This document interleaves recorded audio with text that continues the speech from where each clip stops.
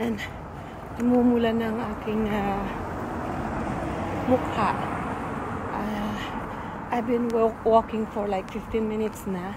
So this walking is takes like 45 minutes to 1 hour. It depends how fast as you walk. So ipakita ko lang sa inyo guys yung kagandahan ng lugar ng pinaglalakaran ko. Every morning ito ang aking routine.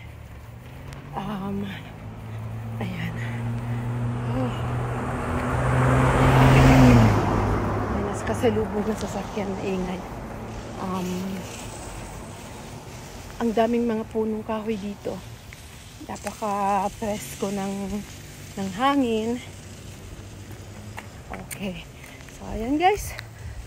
Samahan mo muna ako dito na maglakad. Parang habang nanonood kayo ay naglalakad din kayo. Tara! So, ayan yung view. As you can see, ayan maraming naglalakad dito. Ayan yung mga bahay na malalaki sa taas. At yan yung ako dito sa baba ng trail naglalakad kasi doon sa medyong taas mainit na, may araw na. So dito sa nilalakaran ko ito makulimlim pa. Ayan, may kasalubong ako. Good morning. Good morning. Morning. Morning. Ayan, ang gaganda ng bulaklak ko.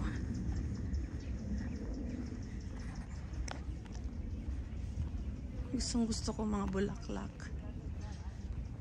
Lalo na yung ganyang kulay. Lavender. So, ano na ngayon? Palamig na naman dito sa amin.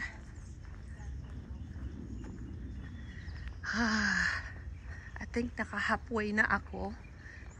4 miles yata ito nilalakad ko.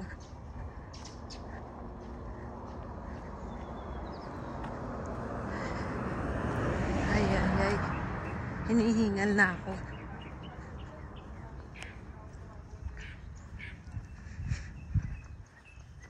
Ayan, mga bulaklak ulit. Diyan sa loob na yan, yung gate na yan. Ang mga bahay dyan is mga pinakamababang mabibili mong bahay. $3 million. Up. 3M up. Yung 3M, maliit na yan. Kasi, yung backyard nila, mayroong ayan mayroong tubig. Mayroon silang kanya-kanyang boat. Ayan siya.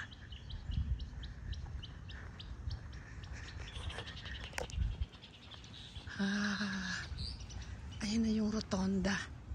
Diyan ako liliko.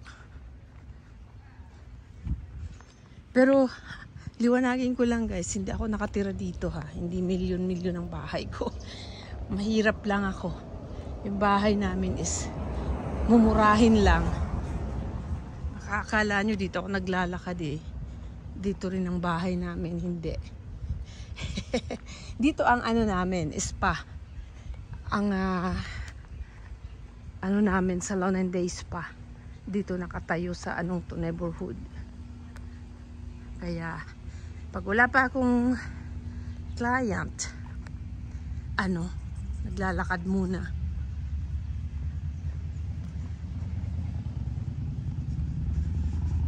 Ay. Hinihingal na ako.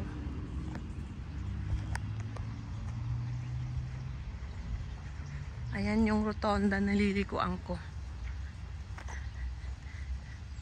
So, magsi-circling tayo dyan. Pabalik ako dun sa spa namin.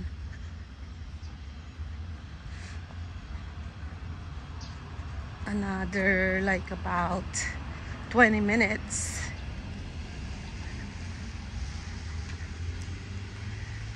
Tawid tayo. Doon tayo sa kabila. Tumakbo na ako.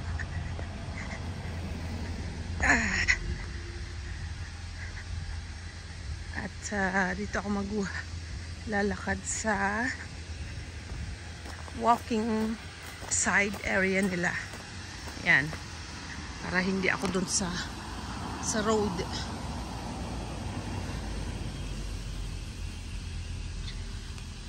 Pero itong mga bahay dito sa kabilang to, mga maliliit lang yan. Kasi wala na silang tubig na backyard.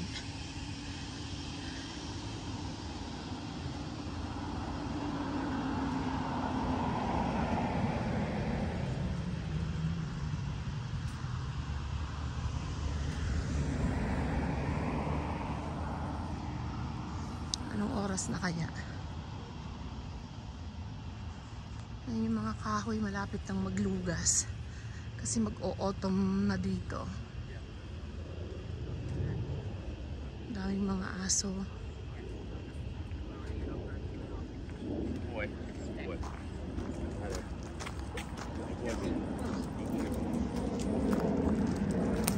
Umiiwas ako sa aso ang lalaki.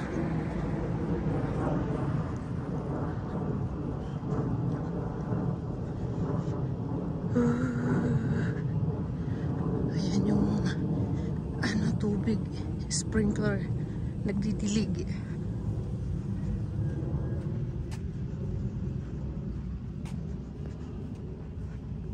Humihinto ang sprinkler pagka may taong dadaan.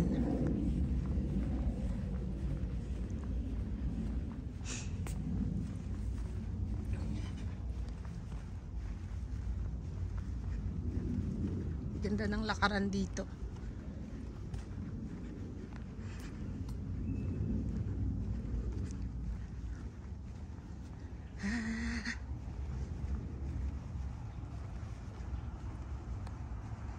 Ganda ng mga puno ng kahoy. Pagka autumn na, naglaglagan na yan. Magiging kalbo na sila.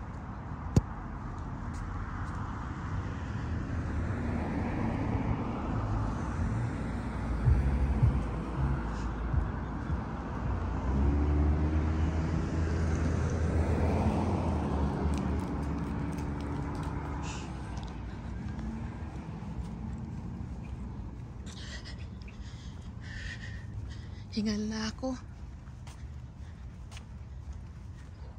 Yung mga halaman dito, mga alaga ng mga Neighborhood Association, HOA.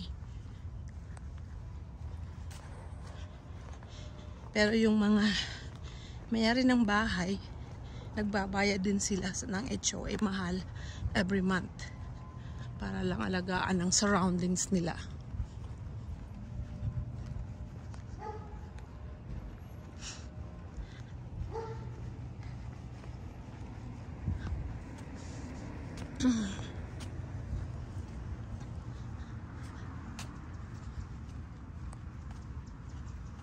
Ayun yung kabila na may lake.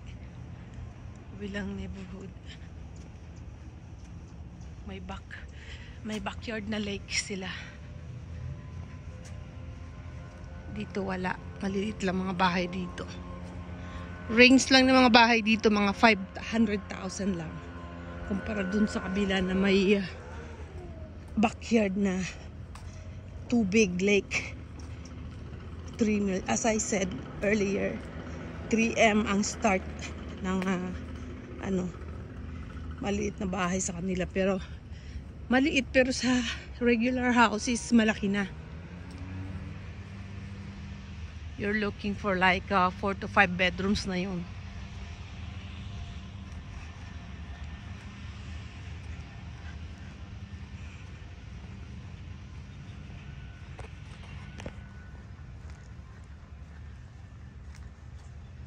Ganda talaga ng mga puno. Napaka-refreshing.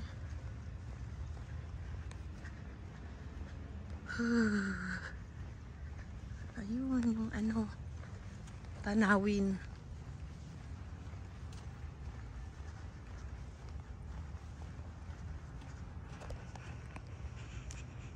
Ayan, so pinakita ko na sa inyo guys ang aking every morning routine at kung saan ako naglalakad. Sometimes habang nanonood ng mga naka-live, naglalakad dito. Ayan, shoutout nga pala sa mga ka-team ko, team support. Lahat ng team support, shout out. Hindi ko na kayo isa-isahin at marami tayo. Matutuyuan ako ng laway pag isa-isahin ko lahat. At sa mga ibang team na laging pumupunta sa aking live din at sa mga upload ko na nag-like.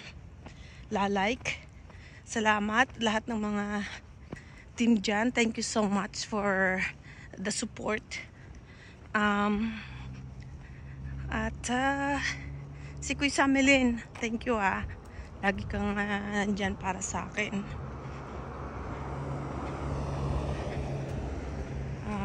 Sana magkita tayo ulit pag punta mo dito sa Vegas, kaya lang parang busy ka yata nun dahil one day ka lang.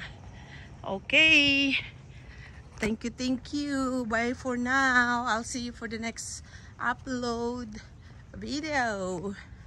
Babosh, and I love you all. Dun,